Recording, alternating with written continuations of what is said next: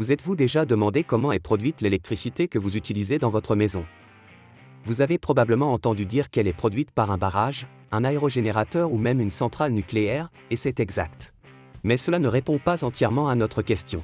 Si vous pensez que chacune de ces machines convertit le mouvement en électricité, nous sommes plus près de la vérité, mais leur fonctionnement reste un mystère.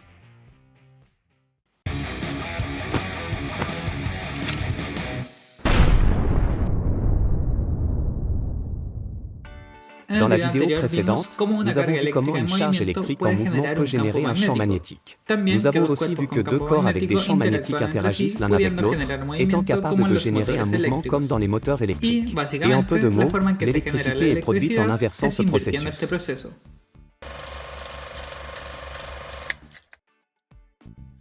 Après que Hans Christian Ørsted ait découvert qu'un courant électrique peut générer un champ magnétique, apparaît la question suivante: est-ce qu'un champ magnétique peut générer un courant électrique? La réponse à cette question a été découverte par Michael Faraday, qui, en testant des aimants, a remarqué un comportement étrange. Lorsqu'il faisait passer un aimant à l'intérieur d'une spire de cuivre revêtue, une différence de tension se générait aux extrémités du fil.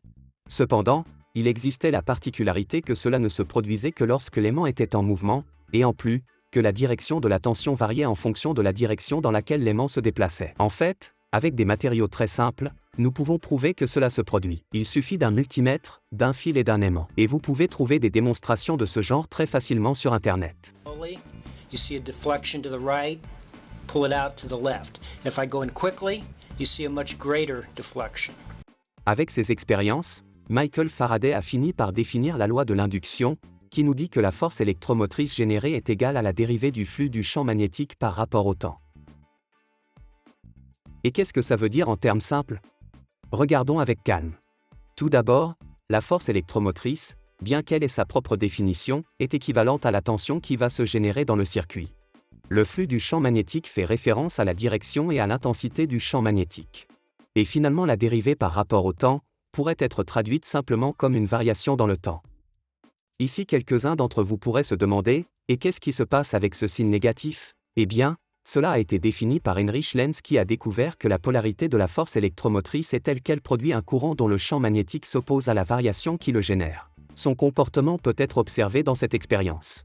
C'est tout simplement un aimant qui tombe dans un tube de cuivre, mais il semble quand même défier la loi de la gravité, et ce parce que le même champ magnétique de l'aimant génère un courant qui, à son tour, génère un champ magnétique qui s'oppose à son mouvement. Mais revenons à nos moutons. Pour revenir à notre expérience initiale, que se passe-t-il si nous connectons cette spire à un voltmètre et laissons cet aimant en position statique pendant 3 secondes?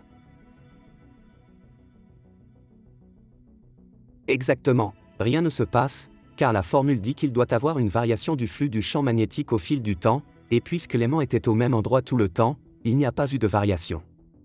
Essayons à nouveau, que se passe-t-il cette fois-ci si nous rapprochons l'aimant pendant les 3 secondes? Une différence de tension est générée. Et si on le fait dans l'autre sens? Je pense que vous avez déjà compris. Mais, regardez ce qui se passe maintenant si nous répétons le cycle. Ce qui se passe est qu'un courant alternatif est généré. Nous nous rapprochons de plus en plus de la compréhension du fonctionnement de la boîte noire que nous avons vue au début, alors, établissons une comparaison entre ce dont nous avons parlé jusqu'ici et les générateurs qu'on utilise aujourd'hui. Les aérogénérateurs tournent parce que l'air frappe ces pales et génère un couple par rapport à l'arbre, ce qui produit de l'énergie. Les centrales hydroélectriques laissent l'eau en hauteur tomber sur des turbines, ce qui les fait tourner et produire de l'énergie.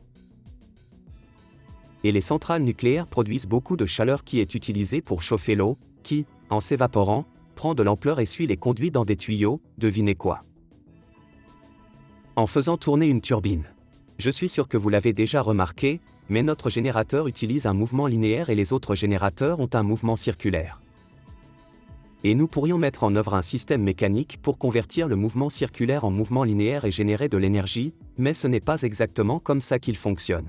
En ajoutant plus de pièces, nous augmentons la complexité du système, et de la même manière nous augmentons les possibilités que le système échoue. Mais peut-être plus important encore, chaque contact entre deux pièces va générer de la friction, ce qui va gaspiller l'énergie que nous nous efforçons d'obtenir. L'idéal serait donc de convertir directement le mouvement circulaire en énergie électrique. Vous vous souvenez du moteur de Peter Barlow? Faraday a fabriqué son propre générateur, étrangement similaire, qui, en faisant tourner un disque de cuivre dans un aimant, génère un courant continu. Dans ce cas particulier, c'est le matériau conducteur qui se déplace et non le champ magnétique, mais la formule reste vraie, car en réalité, la façon dont le mouvement est mesuré dépend de la référence que vous utilisez. Maintenant, prenons un aimant qui tourne sur un axe, et mettons un matériau conducteur autour de lui, étant donné que pendant la moitié du trajet, les aimants se rapprochent d'un des fils et que pendant l'autre moitié, ils s'en éloignent, la variation du flux magnétique est inversée, ce qui causera donc un courant alternatif. Néanmoins, si nous remplaçons également les aimants par le fil conducteur et ajoutons un interrupteur pour changer la connexion des fils. En gros, si nous utilisons un moteur à courant continu, alors nous allons générer du courant continu.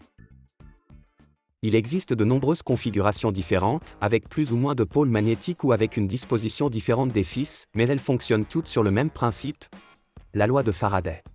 Et beaucoup m'ont déjà demandé ce qui se passe avec Nikola Tesla. Bon, il était l'un des grands promoteurs du courant alternatif, mais je pense qu'il doit avoir sa propre vidéo.